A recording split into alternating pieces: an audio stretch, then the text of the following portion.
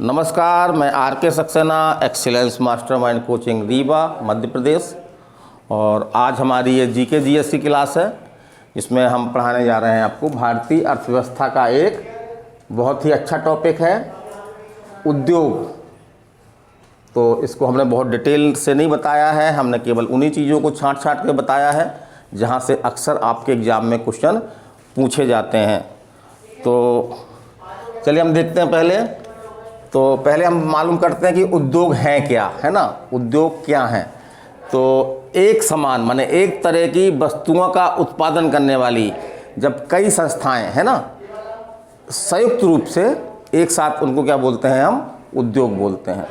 जैसे कि कोई समान काम उद्योग कर रही हैं, समान वस्तुएं बना रही हैं और कई कंपनियां हैं उसमें, तो उनको संयुक्त रूप से हम क्या बोलते हैं? उद्योग। फिर हम आगे चलते हैं कि एक क्वेश्चन आपके एग्जाम में काफ़ी आया ही है कि उद्योगों को आधुनिक भारत का मंदिर किसने कहा? उद्योगों को आर्थिक भारत का मंदिर किसने कहा? तो किसने कहा? पंडित जवाहरलाल नेहरू ने। किसने कहा? पंडित जवाहरलाल नेहरू ने। तो इनको हम जानते हैं, हमारे भारत के ये पहले प्रधानमंत्री हैं। फिर आपका अगला आता है कि स्वतंत्र भारत में प्रथम औद्योगिक नीति, माने उद्योगों को बढ़ावा देने के लिए सरकार ने क्या प्लान बनाया कि औद्योगिक नीति की घोषणा की। तो स्वतंत्र भारत में पहली औद्योगिक नीति जो है वो कब घोषित की गई?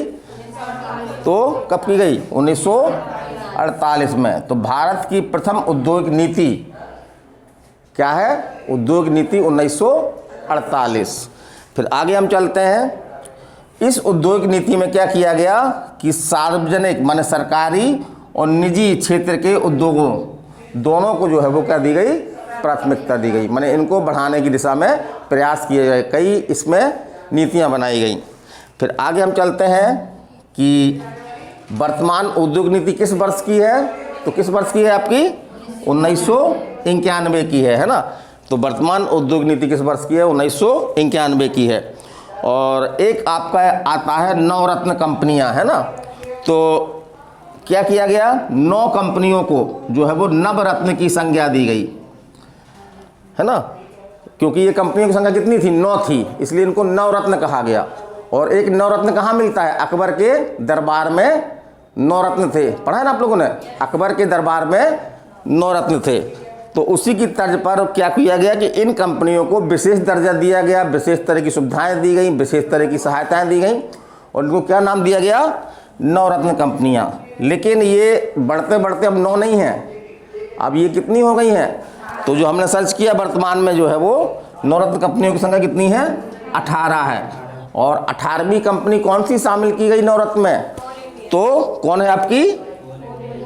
कोल इंडिया लिमिटेड। इसको संक्षेप में क्या बोलेंगे? CIL, कोल इंडिया लिमिटेड।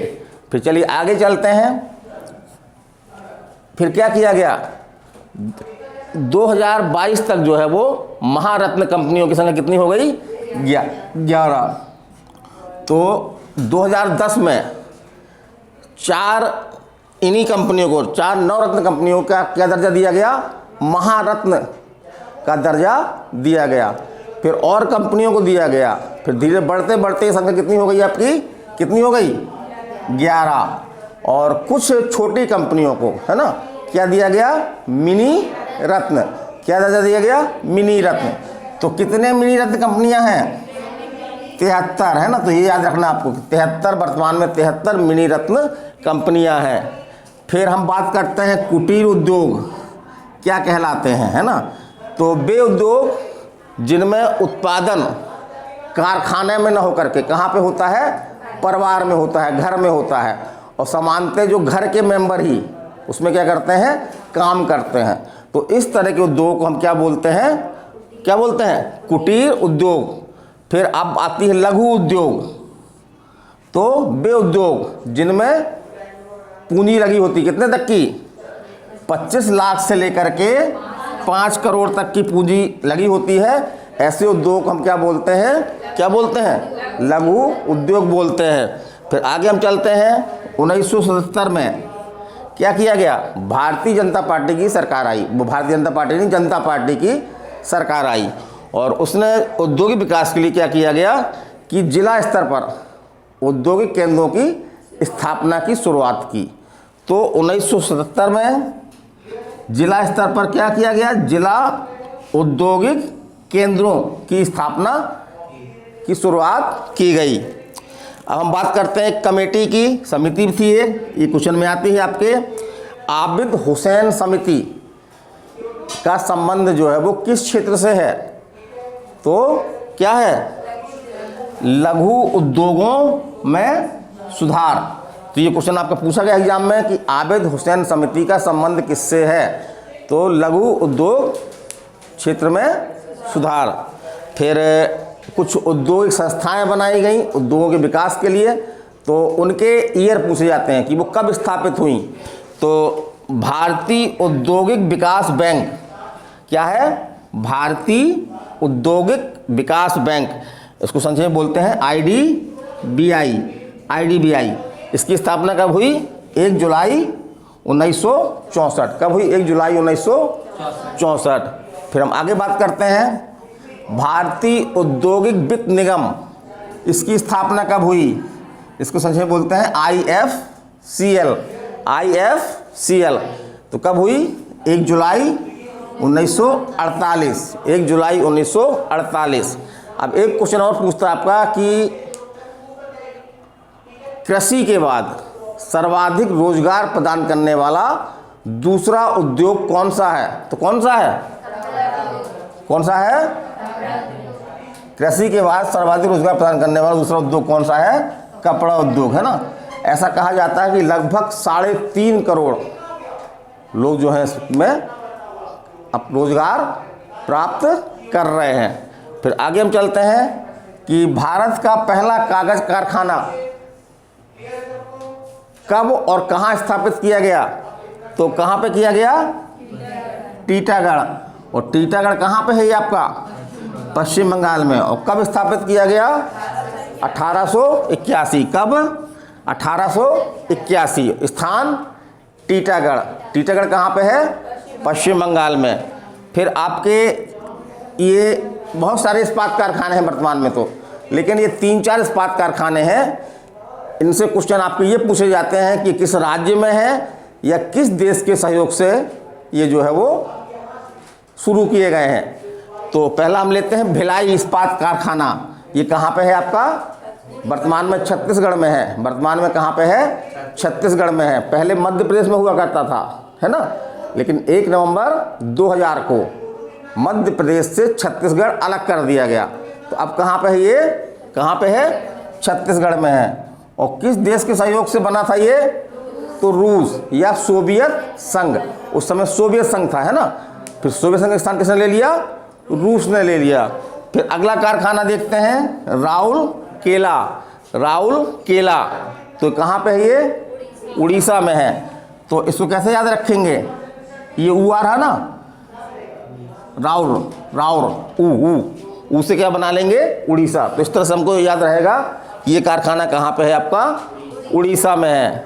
और किस देश सहयोग से बना आपका ये, जर्मनी। फिर तीसरा कारखाना, इस्पात कारखाना फेमस है ये, है ना, क्या नाम है, दुर्गापुर। और कहाँ पे है ये, पश्चिम बंगाल में। तो कैसे याद रखेंगे भाई, पश्चिम बंगाल की दुर्गा पूजा जो है वो है ना फेमस, दुर्गा पूजा की शुरुआत जो है पश्चिम बंगाल से हुई थी। अब तो हम लोग भी खूब करते हैं, नहीं करते, हम लोग भी करने लगे, लेकिन इसकी शुरुआत जो है सबसे ज़्यादा महत्व दिया जाता है कहाँ पे, इसको पश्चिम बंगाल में। तो उससे आप याद रखेंगे कि दुर्गा जी दुर्गापुर, है ना, दुर्गापुर कहाँ, पश्चिम बंगाल। तो पश्चिम बंगाल में। और इसकी स्थापना किसके सहयोग से हुई थी आपकी, इंग्लैंड के सहयोग से, इंग्लैंड के सहयोग से। और इन सभी तीनों इस्पात कारखानाओं की स्थापना कब हुई थी, 1955 में, 1955 में। और एक क्वेश्चन आपका एग्जाम में ये पूछा गया है कि काला सोना किसे कहा जाता है, ब्लैक गोल्ड, काला सोना, ब्लैक गोल्ड किसे कहा जाता है, कोयला को। किसे कहा जाता है, कोयला को। और भारत में कोयले की जो है वो 3 किस्में पाई जाती हैं।